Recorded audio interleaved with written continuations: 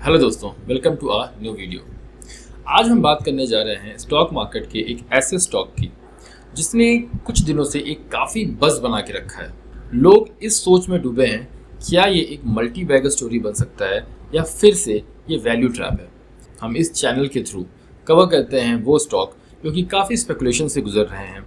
वो एक consistent compounder या फिर एक फेल्ड स्टोरी दोनों हो सकते हैं।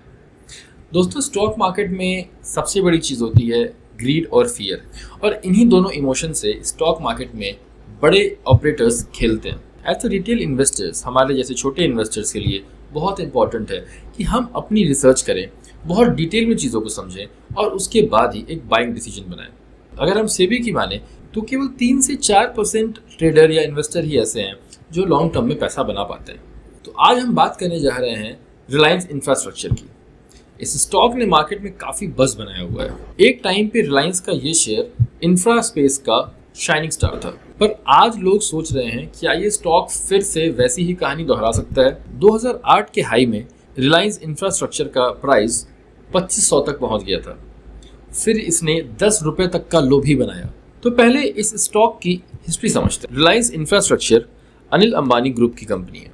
ये काम करती है power distribution, metro rail, toll roads, EPC projects और अब डिफेंस सेक्टर में भी थोड़ा बज़ क्रिएट करने वापस आई है।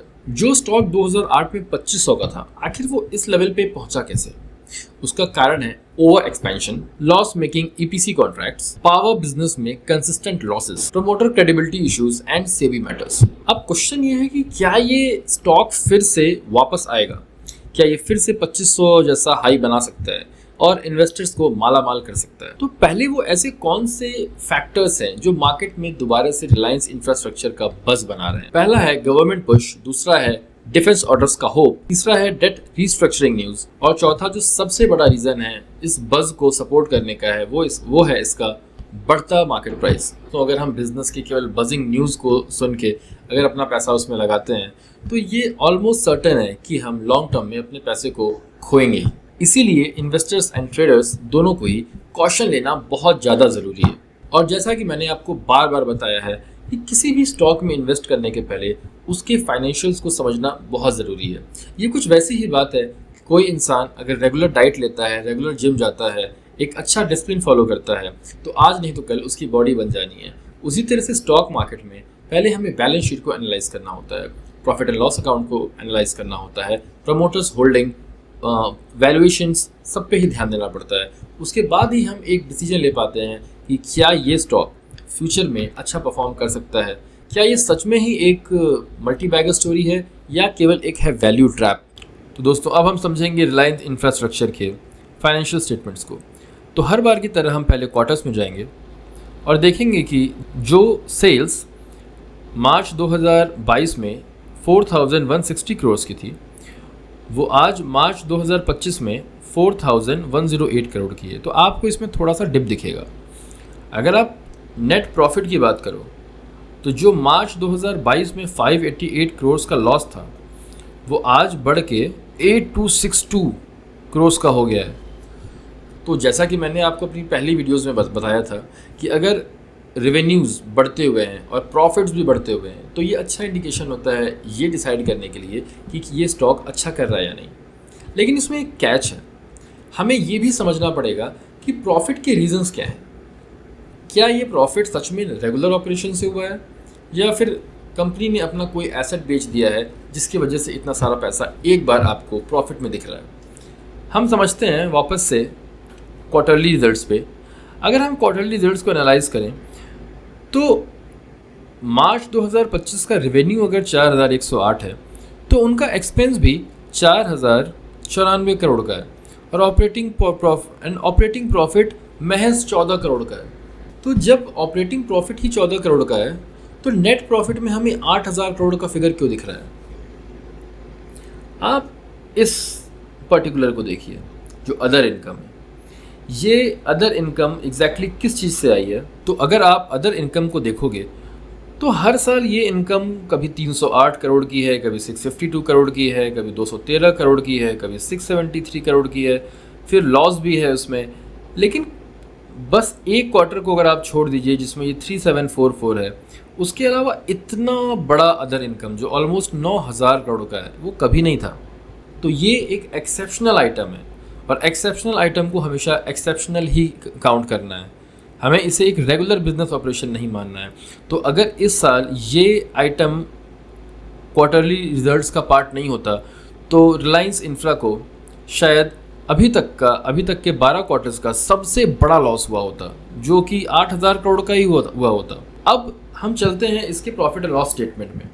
तो अगर आप प्रॉफिट एंड लॉस स्टेटमेंट को भी देखो तो जो रेवेन्यू है वो कुछ 2014 के बाद से कुछ खास नहीं बढ़ी है। जो 2014 मार्च में 19,151 करोड़ की थी वो आज मार्च 2025 में बढ़ के 23,592 की ही हो पाई है। तो ये कोई बहुत मेजर जंप नहीं है।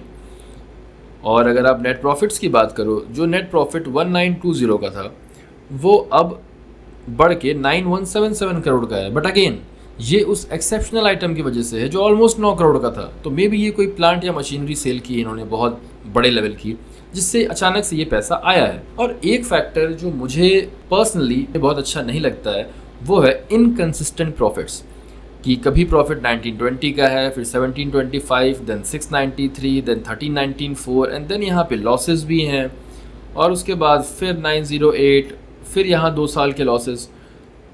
तो ये ऐसे इनकंसिस्टेंट स्टॉक्स से मैं पर्सनली बचने की एडवाइस देता हूँ, क्योंकि आपको नहीं पता कि आप जिस साल पैसा इसमें डाल रहे हैं उसके नेक्स्ट 2-3 क्वार्टर्स कैसे होने वाले हैं, और स्पेशली तब जब प्रॉफिट्स का फ्लक्चुएशन इतना ज़्यादा है। अब बैलेंस शीट में भी कुछ चीज़ें देखते हैं जो कि हमें और फर्दर हेल्प करेगी अपना डिसीजन बनाने में।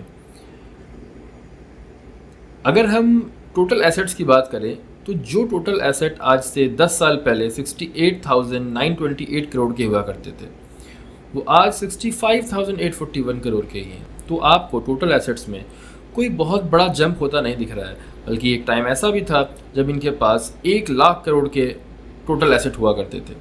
अगर आप प्रमोटर्स की बात करें तो प्रमोटर्स का कॉन्फिडेंस भी इस शेयर पे बहुत ज़्यादा नहीं रहा है।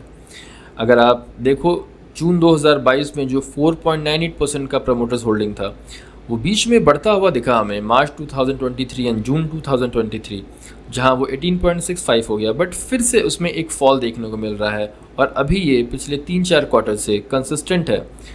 अब अगर हम वैल्यूएशन की बात करें, हम चार्ट पे चलेंगे और इसके पीई रेशियो पे जाएंगे तो हम देखेंगे कि इसका पीई रेशियो जो मीडियन 570.2 का था वो आज करंटली ट्रेड कर रहा है 3.49 पे। तो दोस्तों जब किसी स्टॉक में इसके सारे ही पैरामीटर्स ज़रूरत से ज़्यादा ही फ्लक्चुएट करते दिखते हैं, वहाँ पे आपको उन स्टॉक से थोड़ा कॉशियस रहना चाहिए। मैं ये नहीं कह रहा कि ये स्टॉक एक मल्टीबैगर नहीं बन सकता है, बट हमें वेट करना पड़ेगा उन स्टोरीज़ के लिए, उन ऑथेंटिक न्यूज़ के लिए। और सबसे बड़ी बात है अगले कुछ क्वार्टर्स में इनका profit and loss and revenue अगर बढ़ता हुआ दिखता है तो हम एक बैलेंस डिसीजन ले सकते हैं। पर यहाँ पे इस स्टॉक में पैसा लगाना मोर ऑफ स्पेकुलेशन होगा। अगर हम एक अदर कंपनी की बात करें जो इसी स्पेस में ऑपरेट करती है, L&T, तो आप देखो कि L&T के क्वार्टर्स में आपको इसका रेवेन्यू कंसिस्टेंटली बढ़ता हुआ दिखेगा। जो मार्च 2022 में 52,851 करोड़ का सेल्स था वो आज मार्च 2025 में 74,392 करोड़ का हो चुका है, जो कि एक बढ़ता हुआ रेवेन्यू है। फिर अगर हम प्रॉफिट्स की बात करें तो जो प्रॉफिट 4138 करोड़ का था वो बढ़ के आज 6156 करोड़ का हो गया है। हम प्रॉफिट एंड लॉस अकाउंट में चलें तो यहाँ भी हमें सेम चीज़ देखने को मिलेगी कि मार्च 2014 में जो सेल्स 85,054 करोड़ की थी वो बढ़ के आज 2,55,734 करोड़ की हो चुकी है, जो कि एक मैसिव जंप है। Same goes with the profit का जो प्रॉफिट ऑलमोस्ट 5,000 करोड़ का था वो आज बढ़ के ऑलमोस्ट 17,600 करोड़ का हो चुका है। तो हमें चीज़ें कंसिस्टेंट दिखनी चाहिए। And same goes with the valuations. अगर हम इसके पी रेशियो भी चलें तो आप देखोगे कि इसका पी रेशियो एक रेंज में ऊपर नीचे होता है। इसका मीडियन पी 30.6 है और आज का पी अगर हम देखें तो ऑलमोस्ट 32.7 का है। तो ये अपने मीडियन पी के आसपास ही घूम रहा है। तो अगर आप मुझसे ये पूछें कि क्या ये स्टॉक बहुत प्रॉमिसिंग लग रहा है, तो जो जो एनालिसिस हम करते हैं, फाइनेंशियल्स को डिकोड करते हैं, उसके हिसाब से ये बहुत प्रॉमिसिंग नहीं लग रहा है। बट हमें वेट करना होगा फर्दर 6 मंथ्स 1 ईयर के लिए, देखने के लिए कि क्या जो डसॉल्ट की डील हम सुनते हैं वो फाइनलाइज होती है, इन्हें ऑर्डर बुक कितनी मिलती है, क्या ये कंसिस्टेंटली 2 से 3-4 क्वार्टर अच्छा परफॉर्म कर सकते हैं, क्या ये अपने बिजनेस को स्टेबल कर सकते हैं, क्या प्रमोटर्स का कॉन्फिडेंस वापस से कंपनी में आ सकता है। और जब तक प्रमोटर्स का कॉन्फिडेंस कंपनी में नहीं आता है तो इन्वेस्टर्स का कॉन्फिडेंस क्यों ही आएगा, क्योंकि प्रमोटर्स वो लोग होते हैं जिनके पैसे इन्वेस्टेड होते हैं, जो कि डिसीजन मेकिंग में डायरेक्टली इन्वॉल्व होते हैं। तो अगर वो लोग अपनी कंपनी को लेके बहुत ज़्यादा कॉन्फिडेंट नहीं है, बहुत ज़्यादा पॉजिटिव नहीं है, तो ट्रेडर्स एंड इन्वेस्टर्स को थोड़ा कॉशियस होना चाहिए। और जिस तरीके के फाइनेंशियल्स हैं रिलायंस इंफ्रास्ट्रक्चर के, मुझे लगता है थोड़ा वेट एंड वॉच की सिचुएशन बन जाती है और हमें थोड़ा वेट करना चाहिए और अभी और फर्दर स्टडी करना चाहिए उन स्टॉक्स के लिए जिनकी वैल्यूएशंस मार्केट में अभी डाउन है। जिसके पहले हमने बात की थी अदानी विल्मार की और एशियन पेंट्स की वीडियोज़ की। प्लीज़ उन वीडियोज़ को देखिए और समझिए कि कैसे कैसे फाइनेंशियल्स आपको सपोर्ट करते हैं एक अच्छी डिसीजन लेने में। तो आई होप आपको ये वीडियो पसंद आई होगी और आप प्लीज़ अपने ओपिनियंस एंड फीडबैक्स कमेंट में मेंशन करिए। चैनल को लाइक करिए, सब्सक्राइब करिए और उन लोगों के साथ शेयर करिए जो कि जेन्युइनली स्टॉक मार्केट में इंटरेस्टेड हैं। आई होप ये वीडियो आपको अच्छी लगी होगी। मिलते हैं नेक्स्ट वीडियो में।